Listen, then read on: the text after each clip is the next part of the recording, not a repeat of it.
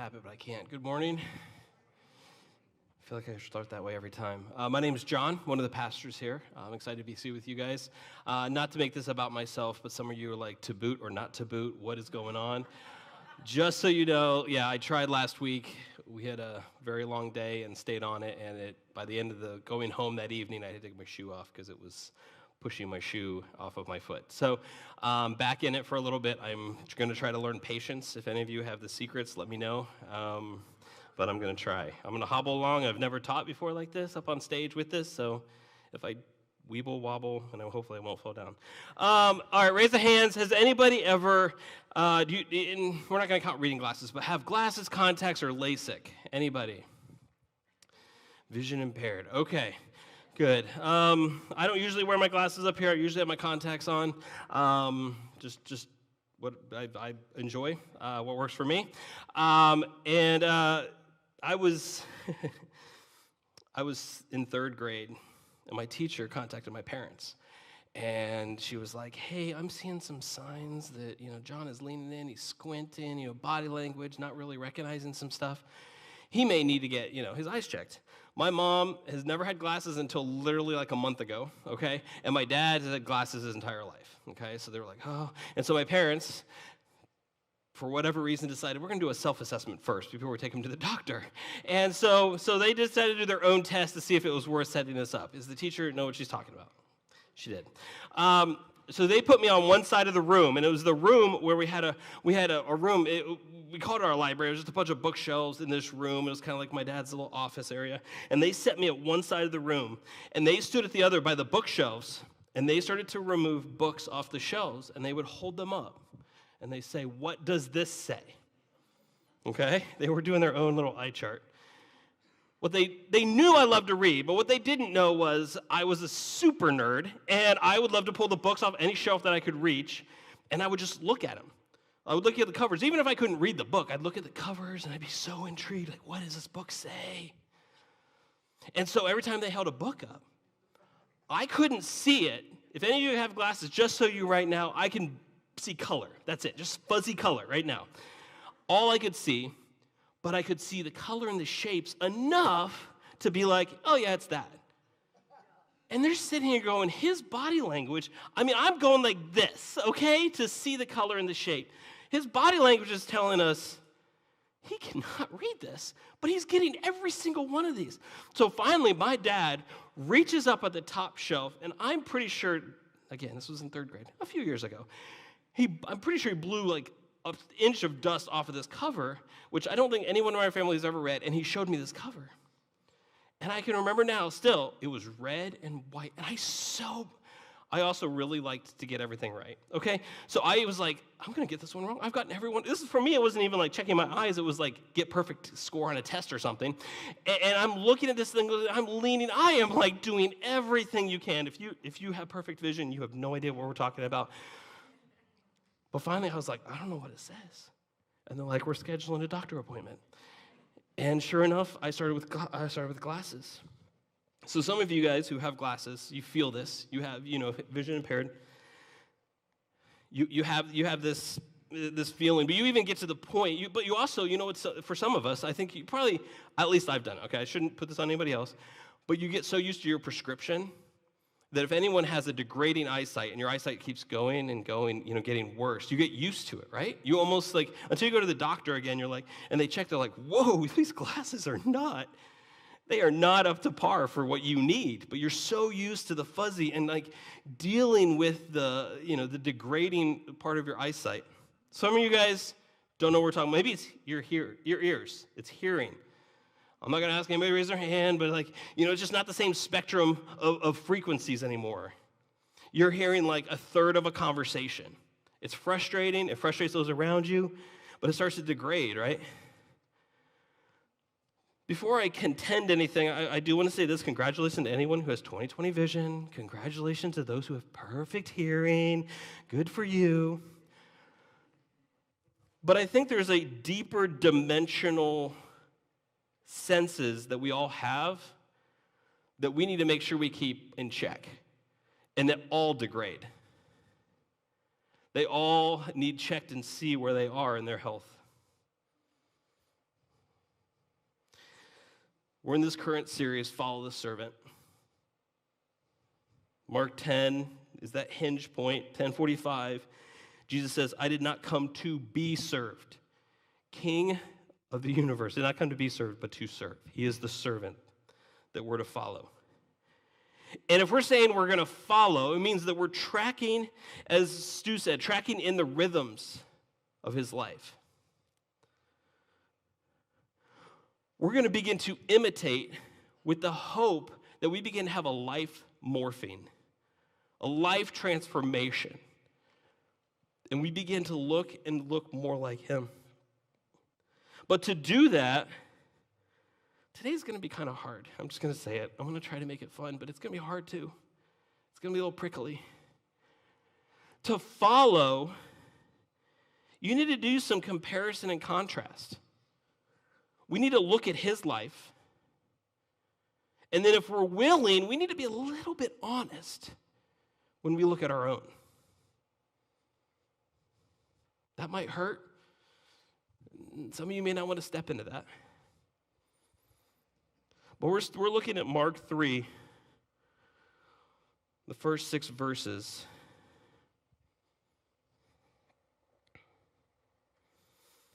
It says, another time, Jesus went into the synagogue, and a man with a shriveled hand was there.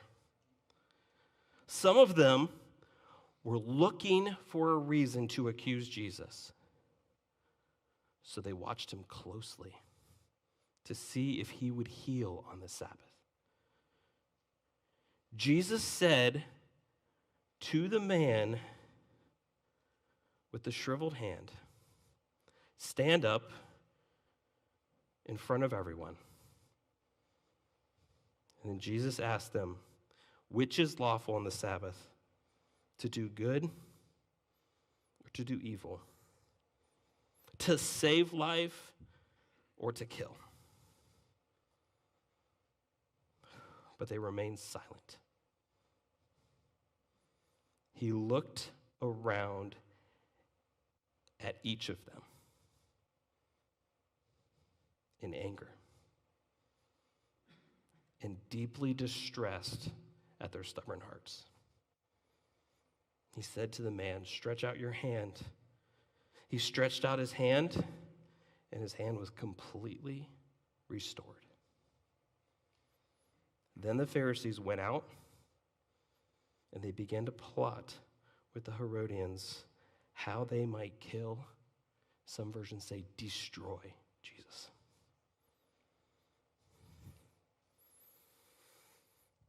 When I read this passage, in my mind, what comes out is this is a tale of two hearts. I love books, like I said, but I love movies and shows, and so I love kind of thinking about all this kind of stuff. And so if we're looking at this, and this is the setting, we're in the synagogue. The synagogue, we're actually not told what city. Some people can make some assumptions maybe, but we're not told what city, we're not told what time, besides what day of the week it was. This is where the Jews would gather to get instruction and to respond in worship to God, to recite prayers together. Synagogue means assembly, to assemble, to come together. A local center in town where they could worship and study. A safe place to worship God. In the synagogue on the Sabbath. Seventh day.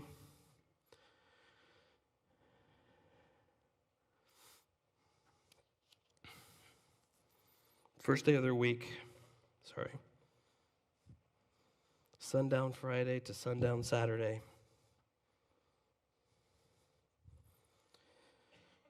A time for peace.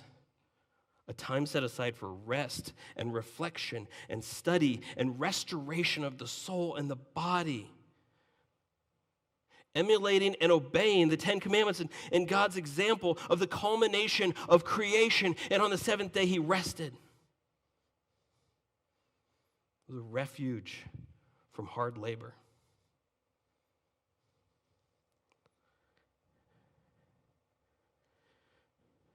In the synagogue, on the Sabbath. And now come the characters. The man with the withered hand. Sounds like that should be like a Hitchcock movie or something.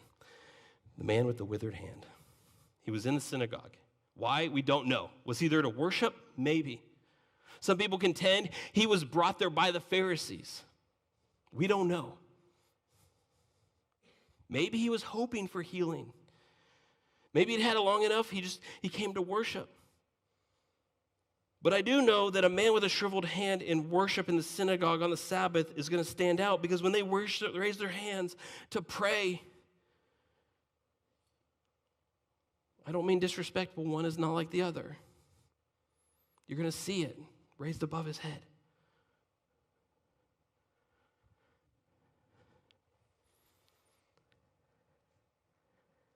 I don't know if, like he said, he was set as bait. I don't know if he was viewed and he felt it or he knew that these eyes were on him. In my mind, the fishing lure, or in my mind, again, I like movies. I go to this is a little more old school, but the goat in Jurassic Park, you know what I'm talking about? The T-Rex, and they're all looking out the window, and they're waiting for this goat to be like taken out. And this man with the shriveled hand is sitting there, and you have a group of these religious leaders just waiting, because they know what he's going to do. Is he going to take the bait? Does the man feel the tension? Does he know he's bait? What we do know is he had enough faith that when Jesus walked in, and there's actually no real interaction between these two at all. It's actually one of the few miracles in the Bible where there's not interaction between Jesus and the person who's being healed. Jesus just says, hey, you, stand up. And in some versions, and in Luke and Matthew have different versions, come forward. Stand up and come forward. So center stage in this room that they're meeting in. Probably the last thing this guy wants is more attention on him, right? But he has enough faith to obey, and then he has enough perseverance to just stand there while Jesus starts having a discourse. You know, that awkward moment, you're just like, oh, what am I doing here? What am I, and this is weird. But he has enough faith that when Jesus says, extend your hand, he didn't question him. He extended it, and it was fully restored.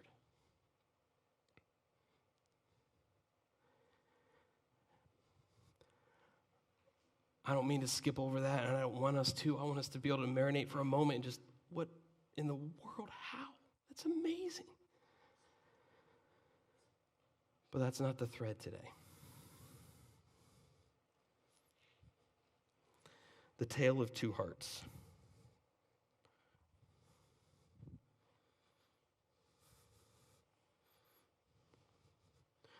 We have a group over here that, as we said, in their minds and in their hearts, they're setting a trap. Their motivation is to trick Jesus. This thing is driving me nuts. I'm sorry, Adam.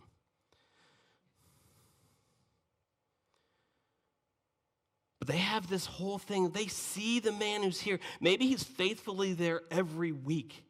And they know Jesus is in town. And they know, and this is a reflection of who Jesus is in his heart, they know his faithfulness to come and worship. He's going to be here. They're not like, well, I hope he's here. And if he's here, he's going to be here. Oh, is he going to do what we think he's going to do? And he always does. They had this in their heart. Why? Because they wanted evidence so they could destroy him.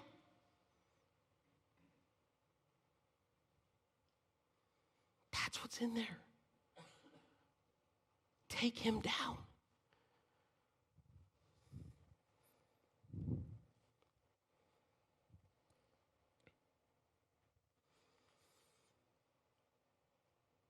And then Jesus interacts with them and asks them a question. on the Sabbath, is it okay to do good or evil? To save a life or to kill? Silence.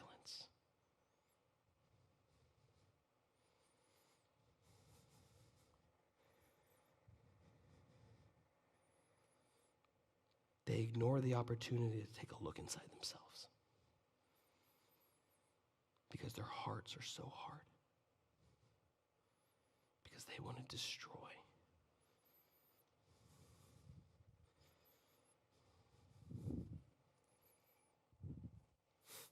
Jesus, the tender heart, comes into the synagogue and knows. He feels it. He feels the eyes. He's God, so he just knows. I don't know how he knows. He knows. And he walks in. And instead of ignoring the bait, or instead of waiting till another moment where he could help the man and heal the man, we see the heart of the servant, that he brings the man forward, not to embarrass the man, but to be honest, to speak into the lives of those who are trying to trap him.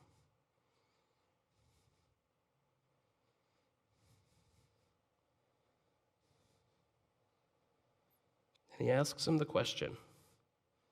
And again, from the motivation of wanting them to actually to be honest with themselves, honest about their heart condition. He asks them a question. Does not throw out any accusations. There might be some in that thread of questioning.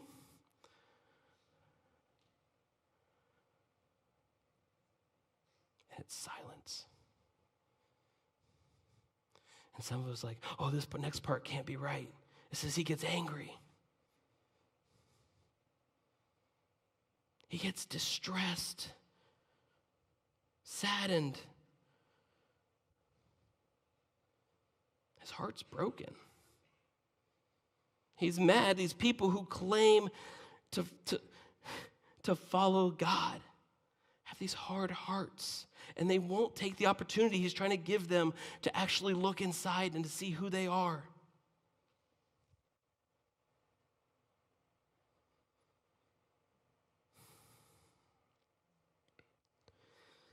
Mark doesn't mention, like I said, any real interaction between Jesus and the man besides come forward, stand up, come forward, stretch out your hand. That's it. This is not about those two. This is about the two hearts.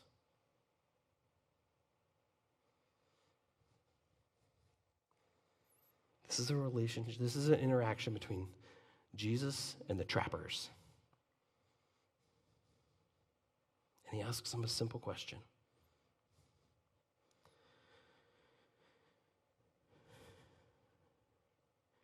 And they get in their mind that they're going to leave and they're going to plot. They're going, and it says the Herodians, and just to answer that question, that's where their hearts are so hard that they leave immediately.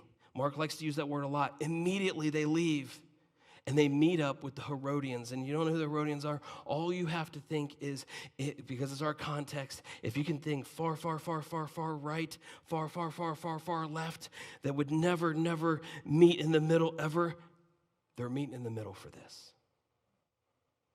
Two parties, two groups that don't see eye to eye on anything, only animosity. And their hard hearts bring them together.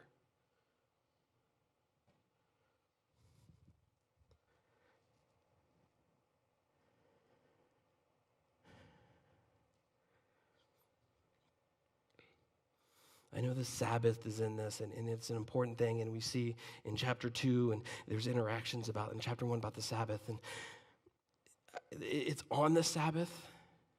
And yes, we could look at the Sabbath, but this is more about the two hearts.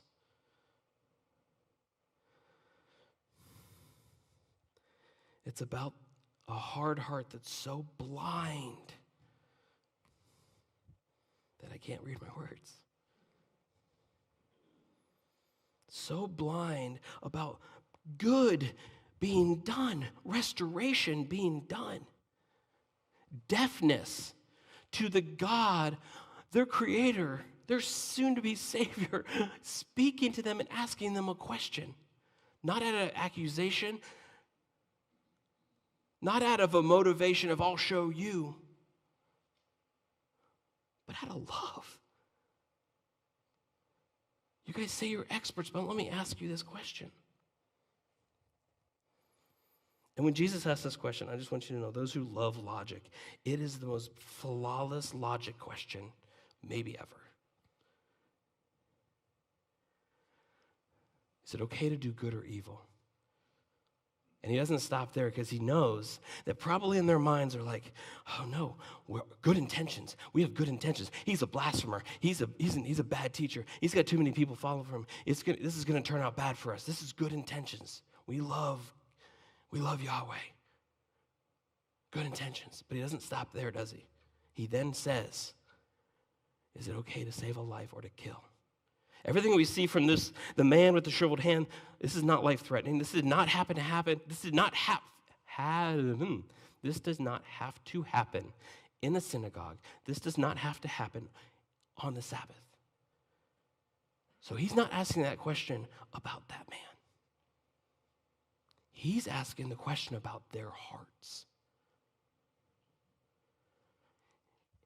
And this is why he gets angry and heartbroken, because there's silence. Because they know that if they say, no, it's good to save a life, they have to change their motivation. They have to change their whole plan. That's not what they came for. First of all, they came to worship God. No, they came to destroy somebody, to take somebody down. They cannot reveal and say, oh yeah, we save a life. Oh man, that totally ruins our whole purpose for being here. And they also cannot reveal to everybody else their true intentions of kill. And yet, their hearts are so hard, and their eyes are so blinded, and their ears are so deaf that they can't see that he's talking to them and about them, and not about a man with a shriveled hand.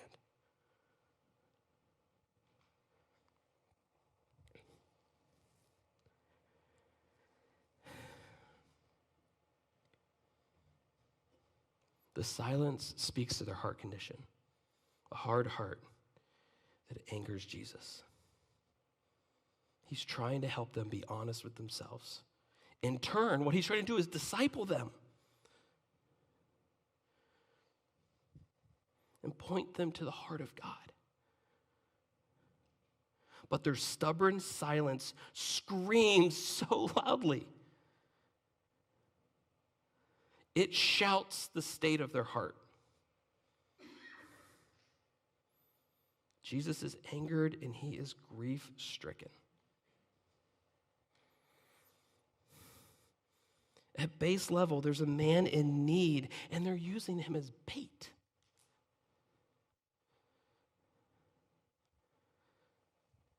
And then on another level, their hypocrisy. They're say one thing, do another. Whitewashed tombs, look good on the outside, but the inside, you're dead. They ignore someone in need, and they ignore that good is being done, and they ignore God speaking to them. Their heart condition has affected their spiritual senses. Their hard hearts have blinded them to what's right in front of them. Their hard hearts have deafened them to the question Jesus is trying to bring them back to the heart of God.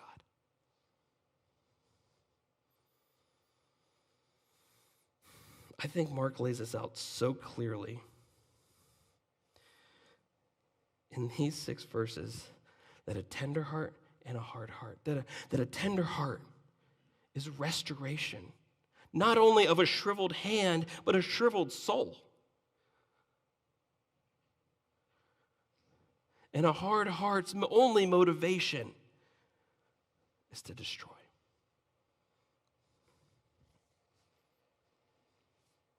The Pharisees are looking to set a trap to trick Jesus. Their ultimate goal, to kill and destroy. Jesus, with his tender heart, restored the man's hand and sought to restore their hard hearts with his penetrating question. We have to get this, that hardened hearts can dull a person's ability to perceive and understand. We actually see this just a few chapters later in Mark, and we may visit this in a few weeks. But the disciples are having an issue. They're having really short memory loss. They can't remember. These guys who have been around Jesus, have lived with him, have heard him, have participated and been active in this. In just a few moments, after feeding 5,000, they're squabbling over, oh, we don't have a whole lot of rations left. We don't have a whole lot of bread left. And you know what Jesus' response to them is? You guys have hard hearts. You guys can't see and you guys can't hear.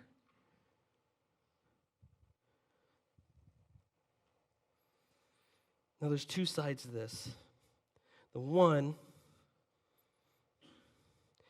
is I want you to exhale and I want you to slide off whatever weight you feel like is going on you right now. Because this story in Mark 8 should not make you feel like you're prey to shame, okay? These guys who were living with Jesus day in and day out also struggle with this. Struggle with their heart condition. But this also should show us that this condition is not for us just to lump to people who don't follow after Jesus, non-believers, whatever random term you want to put with it. But people who are following Jesus are still susceptible to this heart condition.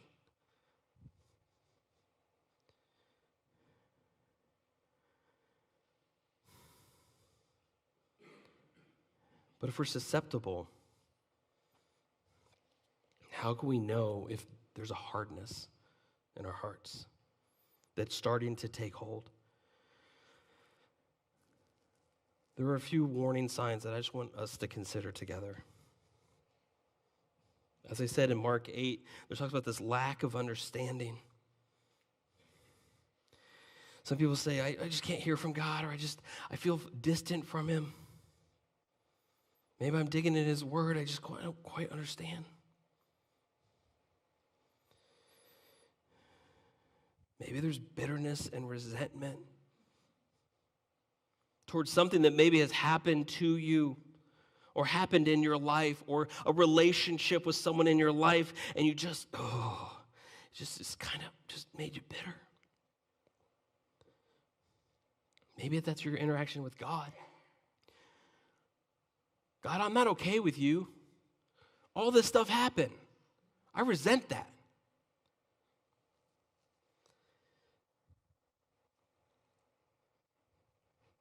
Maybe it's isolation from God or from others. Pushing ourselves away, tending to avoid and distancing ourselves. Maybe it's the refusal to forgive. There is no way I can ever forgive that person for what they did. Being totally honest, that was, for me, there's been a number of times where I've had to check my heart and realize, man, there's hardness setting in. And I had someone do something to me that I was like, that is unforgivable. It shredded me to the point where I've explained to people before that after it happened, all I could do was sit in a chair, and if you could imagine, if you had muscles in the follicles of your hair all the way to your toenails, just like tensed up, just like, and that's all I could do. I was frozen with fury and hurt. And I was mad at God. We had plenty of one-sided shouting matches. Maybe it's pride. I can't let this go. This is who I am. This is what I stand for. There's maybe a refusal to serve or be ministered to, keeping your distance, not wanting to help others. But our few moments left, our few moments together, there's an antidote, or there's a way to maintain a tender heart. The band can start moseying their way on up whenever they're ready. They can start coming on up. But Psalms 95, if you have the Bible app, and go to Psalm 95 and don't close your app. Read it later if you need to. We'll go through it now, but go back and revisit it. But the end of Psalm 95, it says, only if you would have listened to his voice today. I think we're talking about his voice today, right? And the Lord said, don't harden your hearts as Israel did at Meribah. We're going to pretend that's how it's said. And as they at Massah in the wilderness, for your ancestors tested and tried my patience. This is God speaking. Even though they saw everything I did. For 40 years I was angry with them. And I said, they are my people whose hearts turned away from me. They refuse to do what I tell them. So in my anger I took an oath, they will never enter my place of rest. This psalmist, this is his conclusion. And that is not the antidote. But that is the situation of hard hearts. But the first 7 verses in this chapter of 95, come, let us sing to the Lord. Let us shout joyfully to the rock of our salvation. Let us come to him with thanksgiving. Let us sing praises, sing psalms of praise to him. For the Lord is a great God, a great King above all gods. He holds in his hands the depths of the earth and the mightiest mountains. The sea belongs to him, for he made it. His hands formed the dry land too.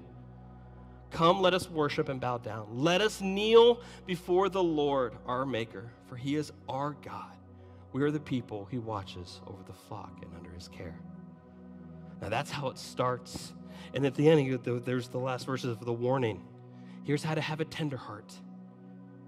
And if you don't live within this framework, a hardness is going to start setting in.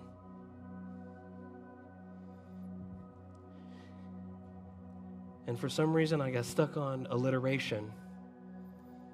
But in these verses, I see that we're to recognize who God is and who we are and the little gods that we try to elevate.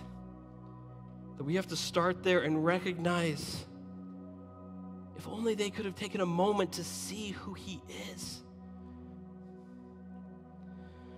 And then to respond with who he is. With thanksgiving and praise. That can mean singing along with these guys. That can also just mean pursuing and following the servant.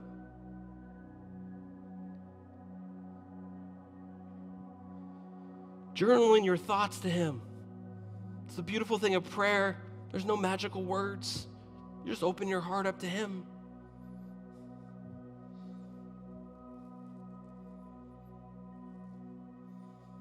It's hard to see it in there, but there's an element of repentance, because when it says come to the Lord and bow before him, we're not coming to his presence with unclean hearts.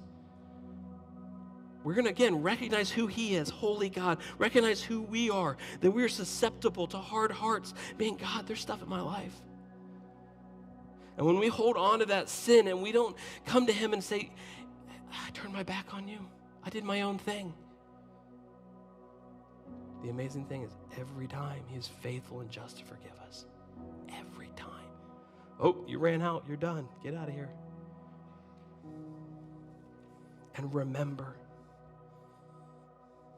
dwell on what God has provided you.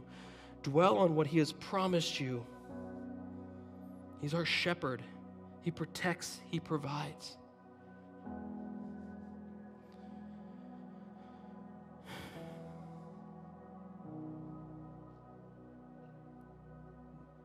There's something that I want to make sure I get across. I am not talking at you guys.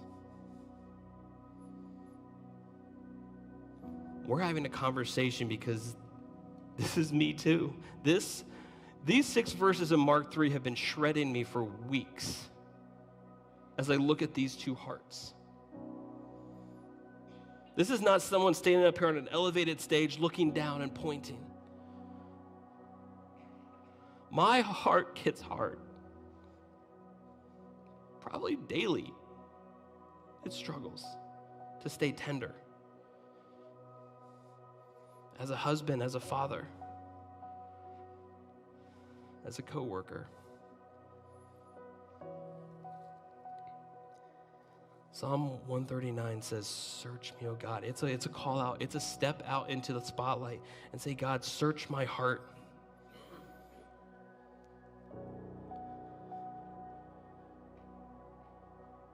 Search my heart. God can heal any heart. He does not say, ooh, I didn't know there was that much in there. Never mind. You're a hopeless cause. He doesn't say that. He can heal any heart. God is asking us questions through his word. God is asking us questions through his spirit, through his still small voice, through maybe people he's put into your life. My question is this: are you listening? Are you willing to listen to the questions he's asking you? Are you willing to be honest when you take a look inside? Here's some questions that if you want to take a picture of them, to ask yourselves this week. What questions might Jesus be asking me now in my journey? I'm not sure that's even a sentence. Then what is my response? Might it be a stubborn silence because I really know the answer and I don't want to? Or might I have the courage to answer him honestly and receive the blessing of having him restore my soul to God's intended design? And can I afford not to listen and respond to him honestly? What might it cost me to ignore the questions Jesus is asking me? Let me pray, and then with open hearts, let's just respond to who God is. And maybe you don't, and maybe you just need to sit there and say, search me, God. God, let me have my ears open and my eyes open to what you're saying to me. However you need to respond right now, this is your space with you and God. But let me pray, and then the band will lead us. Father, you are good. Your love endures forever. And you can be trusted. Forgive me for harboring a hardened heart. And God, we offer up